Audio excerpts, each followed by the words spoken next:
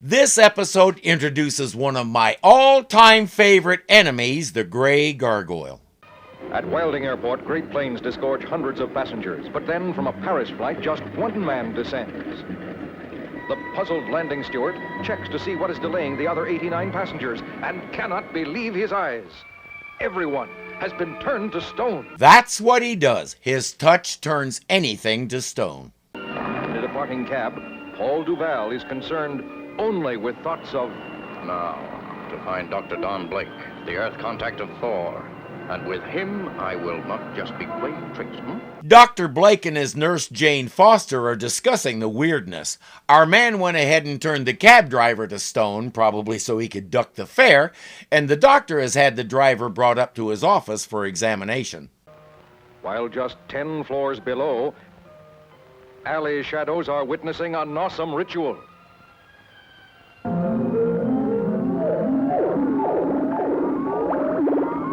Yep, his touch even turns himself to stone. But unlike his victims, he stays conscious and flexible. He's just tough enough to withstand stuff that would reduce a normal human to a puddle of ick. Jane reports that the passengers on the plane return to normal in an hour. Our cab driver shouldn't be too far behind, so Blake sends her home. A pulse. Dr. Blake. What? Another stone figure. But I can move, yes. Now, before you make any foolish moves, perceive the extent of my powers. A harmless paper plane touched by my stone palm becomes a lethal weapon. Yeah, as long as he can throw it, he can turn anything into a projectile weapon. Seems to me a bit of bursitis could foil his whole plan. why? What do you want with me? I want Thor. Everyone knows you are his Earth friend. I can't reach Thor, except on the hour. And while we wait, can't you tell me what this is all about? I want Thor's magic hammer, and with it, immortality. Who told him the hammer gives immortality? Thor is already immortal. The hammer is what gives him control over the elements. Can you visualize me as a poor, unappreciated chemist, Doctor? Well, yes, I can. I can also picture you being so insignificant we didn't even give you a name. It's Paul Duval, by the way. He's going to tell us a story.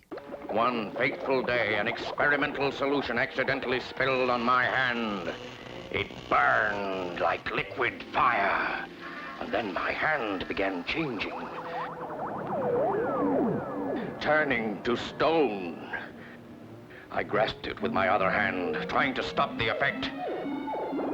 But that hand changed too. Everything but the original hand returned to normal after about an hour. He realized he could put on a costume, turn himself to stone, and take anything he wanted from wherever he wanted.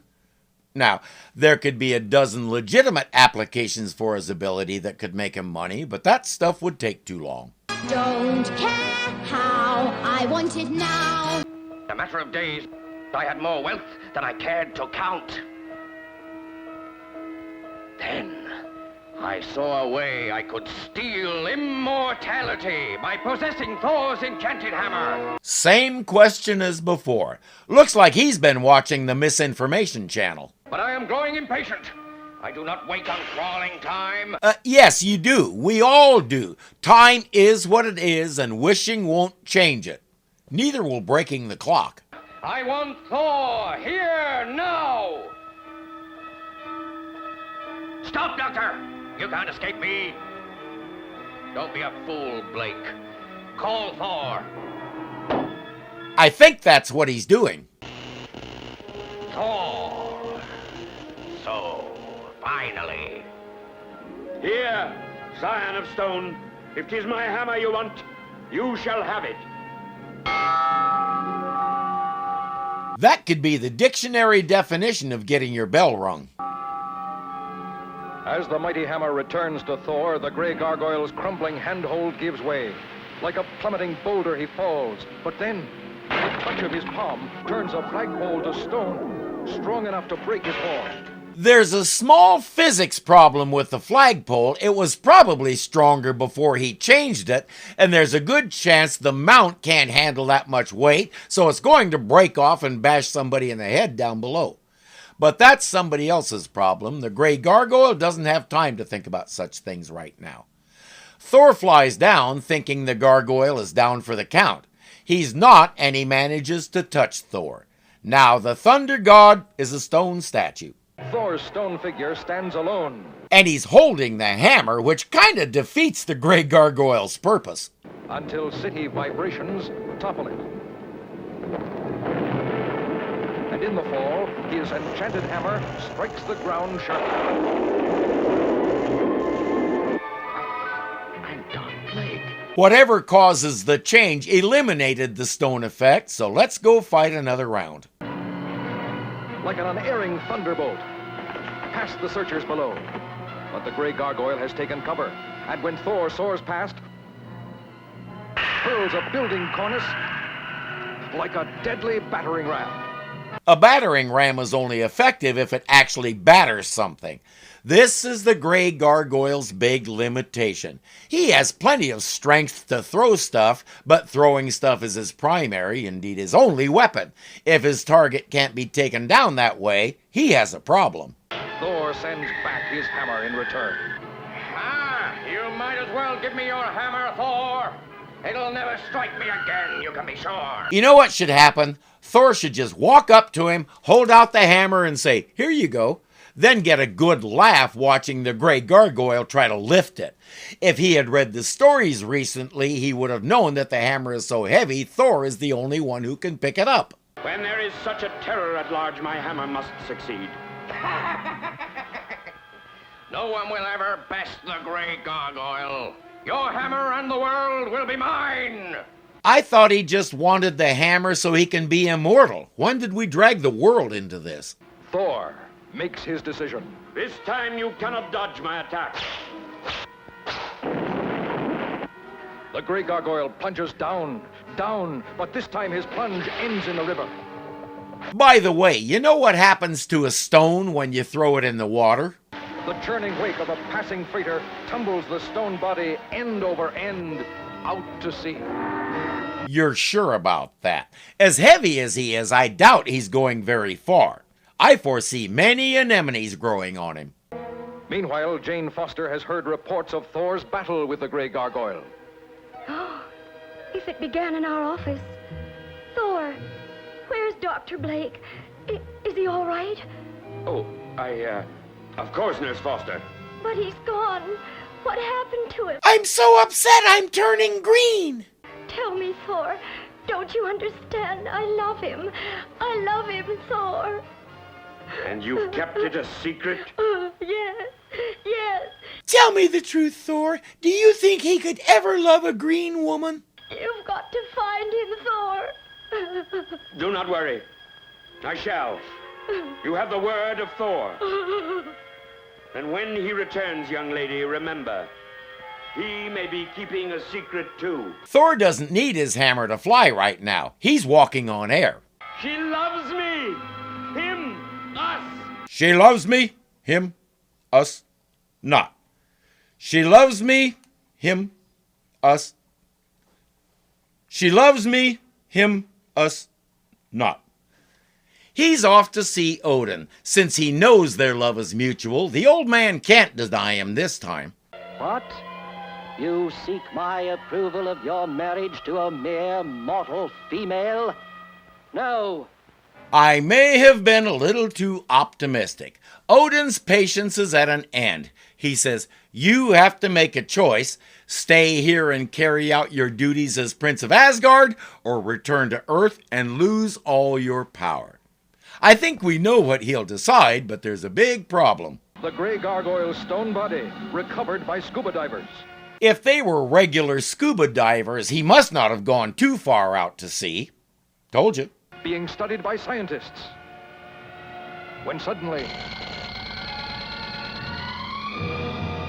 Now, a certain young doctor and his hammer-throwing friend shall find I have just begun to win. Finding them both might be a problem. He says if Thor doesn't show up, Dr. Blake will die.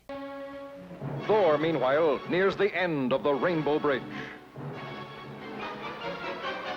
He steps to Earth, and the god of thunder vanishes. Will Thor ever live again? Right now the question is, will Dr. Blake live long enough to answer the question? Dr. Blake. Oh, thank heavens you're all right. Why didn't you let me know? I couldn't, Jane, but I do have so many things to tell you. Humph. Romantic fool. Notice who else is watching all this. Now, in the mythology, Odin had a wife himself, and she was goddess of love, among other things. I have a feeling right now she's off visiting her mother, and he's not happy about it. To tell me? Yes, I should have long ago, but... The Gray Gargoyle. You want to tell me Gray Gargoyle? Is that part of our secret communication? Run, Jane. I'll try to hold him off. Dawn, the elevator. Summon Thor, Doctor. It is your only chance to live. Call Thor, Dawn. You must. Call him, Doctor, or pay with your life. Believe me, he'd love to, even if it's right in front of Jane. But that phone line's been cut. At the ground, they're running as best he's able, but the Gray Gargoyle is right behind them. The peril to Don Blake is not unnoticed in eternal Asgard. We cannot abandon him helpless against that monster. All agree. And Balder the Brave gallops off as their emissary across the Rainbow Bridge. Sly Loki hurries to Odin. Dad, Balder and those other guys are gonna help Thor! What? They disregard my edict? They dare defy Odin? Yeah, that's about the size of it. But it may not matter if Balder can't get there in time. It's a dead end. No way out. You fool! Why sacrifice your life and hers just to protect Thor? Thor is dead. Now his hammer is powerless. You lie! Lie! Suddenly, a golden arrow blinds the gargoyle. Quick, Jane, past him. We can get to my car. Well, that answers that question. At least we now have a chance. But I fear he saw us. Being made of stone also gives him the ability to jump like the Hulk. It's a multifaceted power. Dawn! There! Prepare for your eternity in stone. From what I've heard, his touch only lasts an hour. Kind of a dinky eternity, isn't it? Jane, this way. Dawn, my ankle. Like fallen bugs waiting to be squashed. Oh, she's unconscious. Thor lives again. Good thing Jane fainted so she doesn't see him stamp his cane and become Thor. Thor! Yes, evil one. At last you face the thunder god and his hammer.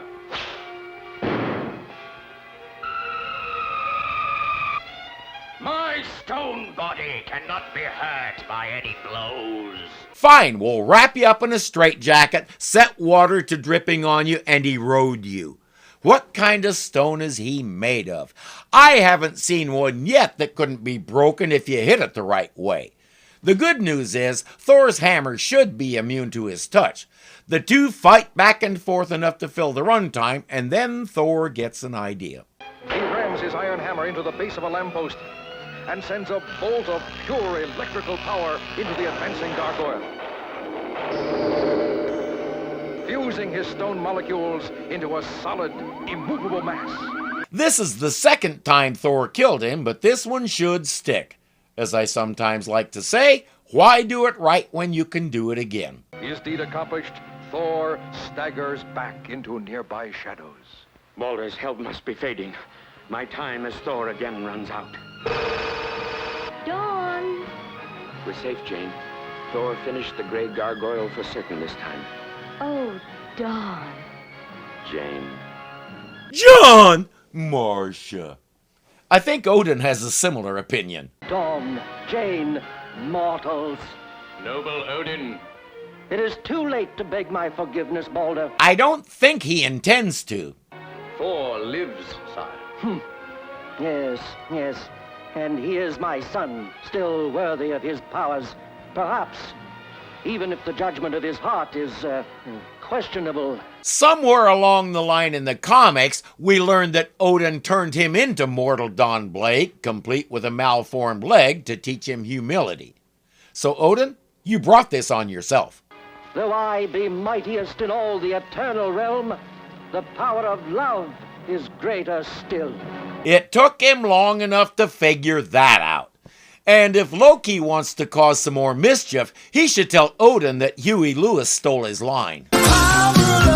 He says it don't take money, and by the time Odin gets done suing him, that just might be a good thing. Cross the rainbow bridge of Asgard, where the booming heavens roar. You'll behold in breathless wonder the god of thunder, mighty Thor. And stuff that would he has plenty of strength to throw strength. Walk up to him. Okay, yeah.